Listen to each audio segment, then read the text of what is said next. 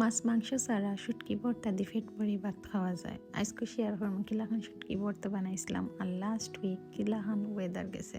Hello everyone, আশা করি সকল ভালো আছেন, আমিও ভালো আছি। সো লাস্ট উইক আমি শুটকি ভর্তা বানাইছিলাম। অনেক কিছু অনেক সময় রান্না করা হয়, কিন্তু ভিডিও করতে আসলে যে বোরিং লাগে। আশা করি কন্টিনিউ ভিডিও করবো। আমি শুটকি কাঁচামরিচ আর রসুন রে একখানো বাজি লাইছিলাম।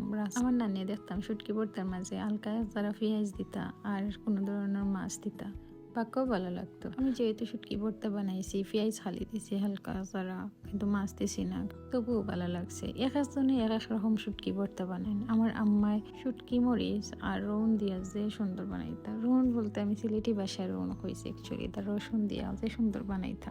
সো আমি দুই চুলা দুইটা হাড়ি বুয়াই। বেসিক্যালি আমি অনেক সময় রান্না করলে একলগে রান্নাতে যে ভালো পাই। এটা আমার গত কালকে তার হাড়ি ভিডিও হয়ে আপনারা দেখাই, মানে তুরা ভিডিও রাখি আর কি। আমি আসলে ধনিয়া পাতা ভালো পাই হাড়িত বেশি দিতে। লাস্ট উইকের ওয়েদারের কথা কি তার হইতাম, রাস্তাঘাটের অবস্থা ছিল না, স্নো ফইরিয়া পরবর্তীতে আইস হয়ে গেছে। দরকার ছাড়া আমি আসলে বারোই না, কিন্তু এদিন দরকার সিরিয়াল লাগি বারোইছিলাম, কারণ আমার জিপির যাওয়া লাগছিল। স্নো আসলে আমার যে ভাল লাগে, বাট স্নো পরবর্তীতে আইস হইলে অনেক ভয়াবহ রূপ ধারণ করে, কারণ একেবারে ফিসলা হয়ে যায়। আগে স্নো ফললে যে সুন্দর আমি ছবি টবি তুলতে যে ভালো পাইতাম, কিন্তু এখন স্নো ফললে জানেও হয় না, শীতের মাঝে গিয়ে বার হইতাম কি জানি ঠান্ডা লাগে যায় বাচ্চার। কতদিন বড় স্নো দিছে, বাদে লাস্টে দিয়ে হয় না আর পারাম না। যেহেতু আফার করে আইসি, তো আজকে একটা ভিডিও লইলেই।